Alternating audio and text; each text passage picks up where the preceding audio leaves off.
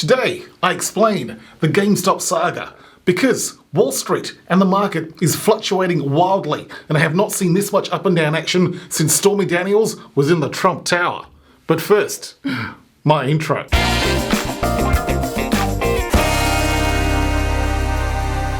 Folks and friends, Milton White here. Now, before I get started, I want to tell you how much I love you, and so please bring me some love back by liking, commenting and sharing this video. But most importantly, I want you to subscribe.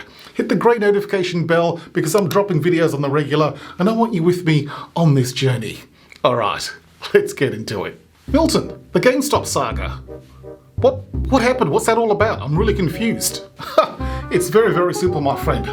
Some Wall Street hedge fund fat cats bet money that a certain stock of a company would go down, thereby making them a bucket load of money. Now, an ordinary guy out there, ordinary investor, heard about this and he said, "Screw you fat cats, it's about time you got yours." And he convinced thousands of ordinary investors to put all their money into the stock of this company, thereby shooting the price through the roof, and the hedge fund fat cats lost billions and lost their minds. And that's the GameStop saga. Thank you, Milton. So that's how shorting works. But then, how the hell does the rest of the stock market works? Because I really don't understand it. Well, allow me to explain it to you. See, it's like this. One day, a businessman goes into a village and he says to all the villagers, "Listen, I will pay you $100 for every single monkey you can bring to me by the end of the day." The villagers are like, "Oh, how good is this?" Off they run into the forest and they spend the rest of the day scouring the forest for monkeys. At the end of the day, they bring the businessman a whole bunch of monkeys. And, as duly promised, he gives them $100 each. And they go to bed happy. The next day, the businessman returns and he says to the villagers, "For every single monkey you can bring me today, I will give you $200. And the villagers are like, "How good is this? This is even better than yesterday." So off they go into the surrounding forest. Now, of course they got a lot of them yesterday, so there's not as many today, but they spend the rest of the day and they come back and bring the businessman as many monkeys as they can find.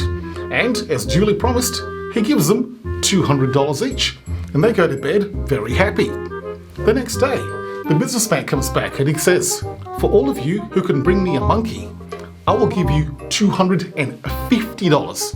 And the villagers are like, "Oh my god, we have scoured the forest like dry for this thing, but listen, for $250 we'll do it." So they spend the rest of the day looking. They can barely find any monkeys because they've pretty much tapped out the whole entire forest, but they bring back what they can find. And, as promised, the businessman gives them $250 for each one of those monkeys.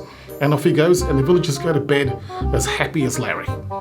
Next day, the businessman comes back and he says, "Listen, I'm going into town to do a very big deal. So, this is what I promise you. For every monkey that you can bring me when I come back, I will give you $500 for every single monkey." And the villagers are like, "That's insane." And off the businessman goes. In the meantime, the businessman's assistant turns up and he says, "Guys, listen." He says, "My boss does not pay any attention to detail whatsoever. He's all about the big picture, not about the little stuff. He has got no idea how many monkeys you guys have caught that are sitting there in that cage. So let me do you a deal and we'll both make some money. If you buy all of those monkeys off me for $350 each, when my boss comes back tomorrow, he's going to pay you $500 for every single one." And the villagers are like, But this is insane." And they're like, "But hang on, we don't have enough money collectively to do that." And so they go to all the surrounding villages and they beg, borrow, steal, cajole, coax, just get as much money as they can and come back and give the assistant virtually everything they've been able to beg, borrow or steal to buy all those monkeys back. And they go to bed in anticipation of the biggest payday of their lives, because the next day, when they get that money, they'll be able to look after themselves and their family for months. Not even take into account all the crops they've got in the field that haven't even harvested yet. The next day comes.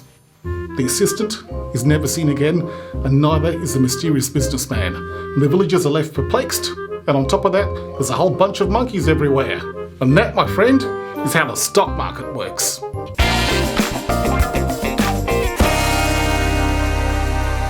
And in further stock market news, helium's up for feathers are down, paper is stationary. Elevators rose, while escalators are on the way down. Knives rose up sharply, while pencils lost a few points. And toilet paper has touched a new bottom. And that's the news. Good night.